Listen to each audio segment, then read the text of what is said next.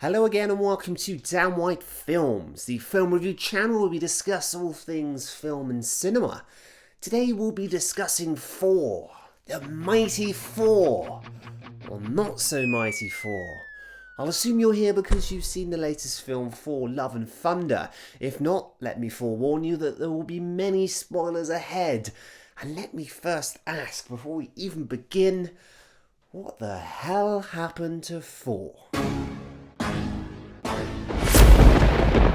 Admittedly, I didn't catch this one in the cinema, but come one hangover-fueled eve where I'm strolling through Disney Plus at some godlike pace, I noticed something. Oh, what's this? That new Thor film I've heard so many conflicting opinions about. Well, let's see what all the fuss is about. And that decision right there was the moment that another mistake was added to the wobbly pile of things I shouldn't have done in 2022. And it's a big pile, I tell you. So who's in this film? Well, it's mostly the usual suspects, with the exception of the great Christian Bale and the resurgence in this series of the beautiful Natalie Portman. On paper, this is sounding good, isn't it? There's not a whole lot of crap Christian Bale attaches his name to. People are likely sitting in the cinema at this point, twitching their thumbs with a sweet sense of anticipation. And then it begins, and it all goes from bad to worse. One of the first scenes sees Thor going around with the Guardians of the Galaxy like some oddball Joe who doesn't really know what he's doing or where he should be. Admittedly, the movie knows about this and kind of attempts to play ball.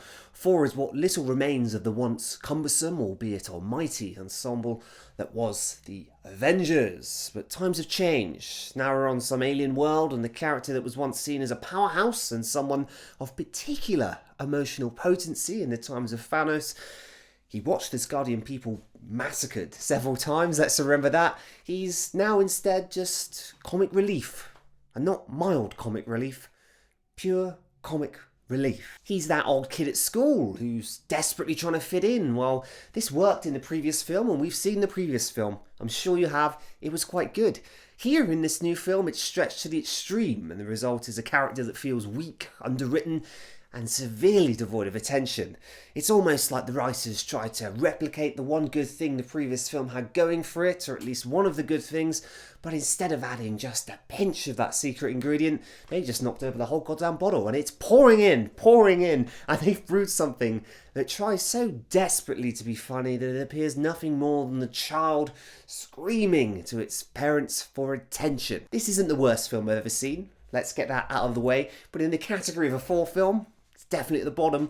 In the category of a Marvel film, somewhere there at the bottom. I haven't really thought about it, but I'm thinking now, and I'm thinking, it's going to be down there. The worst of this movie, by far, is in the first 60 minutes. Everyone is everywhere. The pacing is caffeinated, and yes, that's how I'm going to describe it. There's so much going on. Natalie Portman's character Jane has cancer, then suddenly she doesn't. Then she's Thor, but sort of. And to the audience wondering how all this happened, you're offered but a sentence in a flashback that barely lasts a minute. Then you're riding the Rainbow Road. Then you're in a Hall of Gods. Then you're with the kids. Then you're not. Then it's grey, which is ironic because that was my favourite part of this mess. But let's come to the humour, and this is where it really gets bad. I mean, what the hell were those goats? It was funny for 5 seconds, stop showing more. But no, let's slap them up to a Nordic boat so we can paint a rainbow road while screaming every 2 seconds, and this all underpinned by a clueless romance that just happens for the sake of happening beneath the backdrop of a sadistic god murderer who is uber serious. The themes are constantly clashing. What this film sort of gets right is the presence of Christian Bale's character Gorr the God Butcher. He is one good thing about this movie, but he's barely there, and his character is severely underdeveloped. The opening scene reveals his motives, but I felt we could have spent more time with him both before he picked up the blade and after. You've got a great actor here who is deeply serious, and then you've got Zeus shooting fireworks out of a magic stick while standing on a floating podium full of women. What is this? Look, I've been pretty harsh here, but I mean, rightfully so. There are some parts in this that might make you chuckle, but for the most, it's just, it gets awkward. It's just not funny. I mean, the first hour is certainly the worst. the proceeding, it gets a little bit better, but there's nothing that's going to save the catastrophic mess of before. Things do get going, but the pacing is just a mess. Why has Thor become such a joke? Have writers just given up on him, man? Do you remember the Avengers? He was this really emotive character, and now he's this. I mean, he threw his axe straight at Thanos, and then hit Thanos in the chest. It was a moment. And then, the snap, and did this not happen anymore? Now he's talking to his axe and his hammer as if they're having a lover's tiff. This is Thor. There's a subplot about his weapons having feelings. And while we're at it, this Mjolnir's back.